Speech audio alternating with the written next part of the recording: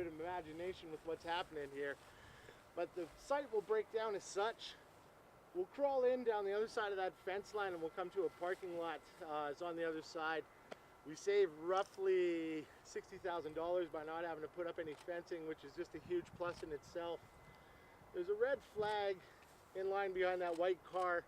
That's the entrance. You'll come through a covered entrance in the clubhouse, and that will bring you to the middle of the two fields. To this side will be our main lit field. It'll be our stadium field, and over here will be our 50 by 100 American field.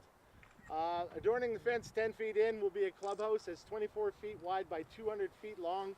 We'll have capabilities of hosting multi-team tournaments, or we can modify the change room so that they can accommodate up to 44 team rosters for high school and larger. Scoreboards still have to be placed where we're going to be set. You just kind of have to use a little bit of imagination, but every time I come out here, more and more I see this place for what it's going to be, not what it is. So just, you know, for anybody who was wondering, that's kind of where we're at for this. Through the middle we'll have our bleachers. Part of the method to that is we keep people from crossing the fields, which helps, you know, just get the players on the field so people don't have to cut across. We looked at putting the wind into perspective. Being a football guy, I love playing with the wind, but we just ended up eliminating it when we went to downsize a smaller field just for the sake of safety. And ultimately, we don't need two Canadian fields, we just need field space. So by downsizing the one, it still helps the need for what we have, and it still definitely serves a purpose for what we need for our league and for the community. Any questions? I'll pass a message along from Chris Griffin, who sends his regrets that he can't be here. The committee and WYFA is ecstatic to announce that we've hired alternative landscaping to build the fields, and Chris has said that he'll have equipment on the fields within a week. Wow. Woo! Rough grade of field 1 will begin while we continue to fundraise for the sod and topsoil for that. If fundraising progresses and he's still here, he said it's just as easy to just stay here and keep going on field number 2. But again, we'll never put the cart before the horse on this program, and we'll go as the dollars dictate. I think that's all I got. Any questions? No? Okay. Some of the people that I can introduce, just pulling up, Tammy Clements from NetFet. She's not our fundraising chairperson. We all know how busy she is. She's offered to come on as our fundraising advisor, and she's kind of guiding us through that process. We're so ecstatic to have her. Another committee member we have with us is Rob Dinsdale. Rob's kind of taking care of some of the government stuff, getting our ties in there as far as grants and just some of our hands in there. We're relying on government money to help this along. We're no different than any other community organization or any kind of community cause. This place services everybody. It's not just branding, it's not just football, so we fully expect that the government will step up and help somewhere. Come on in, Tam, we're just introducing.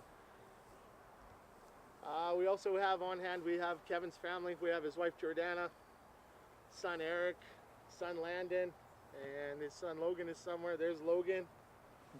Kevin's mom and dad and sister standing right here with us. It's just kind of a very bittersweet kind of thing doing this.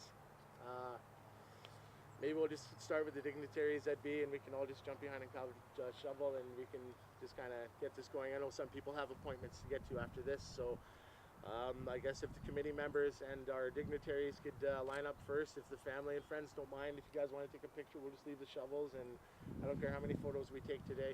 My playoff game doesn't start till 7.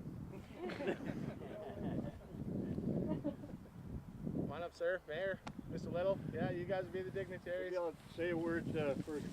Sure, Blaine, sir. Go right ahead. My apologies.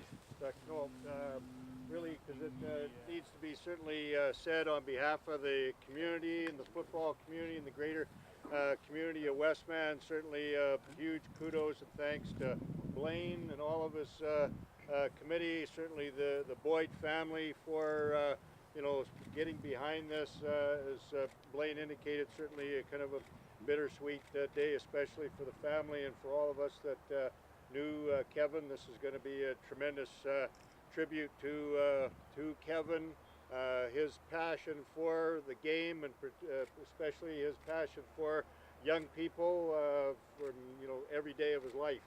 And this is certainly going to be a tremendous facility, well needed. Also want to thank the Simplot Millennium Park people, and Blake is here presumably at least on their behalf, and maybe others for partnering. Certainly the people from Coke Fertilizer again, who continue to make this space available for sport and recreation in our community. So Blaine and I met recently, and he's making arrangements to sort of put the project in front of Brandon City Council, and I'm sure hopeful and optimistic that Council will find a way to help out this project, to keep pushing it along in any ways that we can as well, and certainly acknowledge our MLAs, Reg Heller from Brandon West, and of course we're probably in Brandon East with Len Islefson as MLA for this area as well. But thanks everyone for coming out, putting your shoulder to the wheel.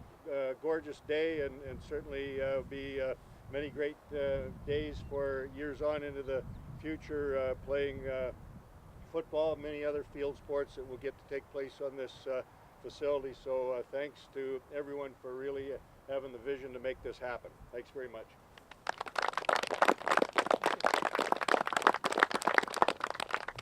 So again, I'll just be very brief. So thank you again, and thank you for the introduction, Reg and myself. And I want to thank Reg for coming out especially today, because he was in Winnipeg at some meetings this morning, and we have such a great relationship in Brandon amongst all of us that we try to do things as a team always. So thank you for making that trip back and making it here. I remember almost a year ago, just after I got elected, I had a knock on my door, and came to my door and said, I got some plans I want to show you and see what you can do to help us along. And I knew Kevin from a different entity, not from football, because I was a great master of Spartan football at Neelan.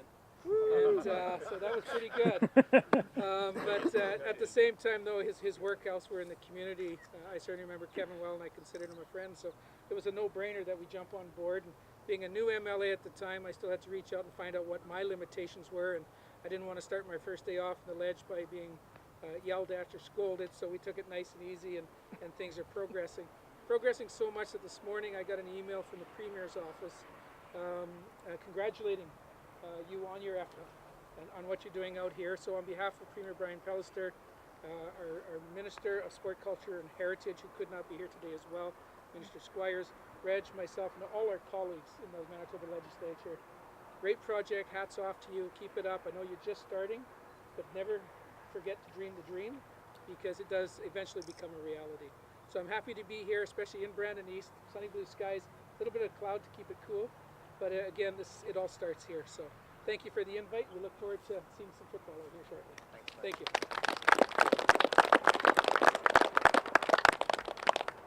Anybody else? It's kind of an open stage right now, if you'd like. Sure, absolutely, Mr. Little. I haven't met a lot of you guys. I'm Paul Little. I'm the plant manager of the place behind you. We've enjoyed for many years having the baseball field back here, and participated ourselves and contributed as Simplot, I guess, a number of years ago. Now it's Coke, and so we're really looking forward to having yet another neighbor behind us here that we can appreciate, and we're going to be good neighbors, and you're going to be good neighbors to us. So we're looking forward to it, and congratulations on getting this all pulled together. So good. So do you have time frames for the phases yet? You know what? We have projected time phrases. We're going to have fields and parking, our phase 1 and 2. That's our immediates. Those are our needs for what we need. The clubhouse and the lights and everything else that are our wants, those will come as the fundraising dollars come in. But to meet our immediate needs, we're hoping to have these fields at least roughed in this year, so they'll be ready for field for play for next year. Okay, so I think the question on everyone's mind is when is it expected to open? You know what? We're still good, I think, with the field part of it for next year. As far as the clubhouse comes, it's really hard to project. We put a project deadline of December 31st, 2018. For the whole, for the entire project. If we eclipse that timeline, it's not the end of the world for us. We know that the end is coming at some point in time. If we can expedite that timeline, all the better too. So again, it just all depends on the fundraising dollars and how that comes in and how the help comes in. That just kind of drives the speed of what the project will be doing. I received a phone call today from Chris Griffin, who the committee and WYFA have hired alternative landscaping to build the fields, and he will be starting rough construction of the main fields within a week to a week and a half. So we're fundraising right now for sod for that field. So hopefully we can have one field done, and then we'll move straight on to field 2, and then we'll just worry about the parking lot after that. That's kind of where the game plan is from now. Excellent. So I heard that you kind of put out a hope that you hoped all 3 levels of government would come to the table in helping fund this project along. So where are we on that? I've had some very productive meetings with our local government. We would fully expect that the government would step behind a community project like this. I can't understand why they wouldn't. Southwestern Manitoba represents 200,000 people, and we pay the same taxes as people everywhere else, and there's a lot of other projects that have been supported in the past, and we would expect the same support from all 3 levels of government with this one. Have you guys had any fundraising opportunities this far yet?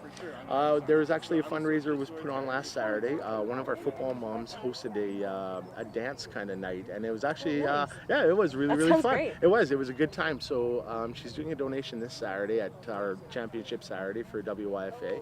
Okay. Century 21 has stepped up with $5,000 from a golf tournament, and I do believe there's like a foam run or a mud run coming in August that Boyd Stadium will be tied into for something through that, but I don't have all the details on that yet. Okay, no, excellent. And so I guess the more sentimental question is, what do you think Kevin would say if he was here to see this day?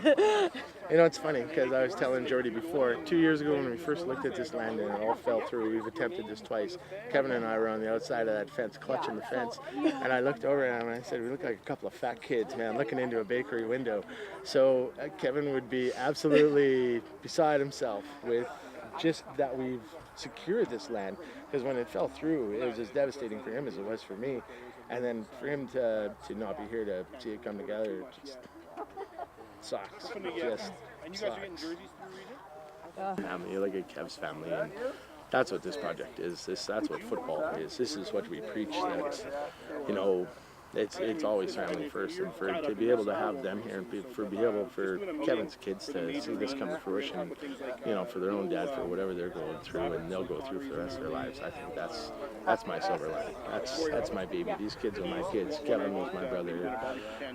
That'll never change. So you know what? I do this to honor them right now. Programs, stuff like that.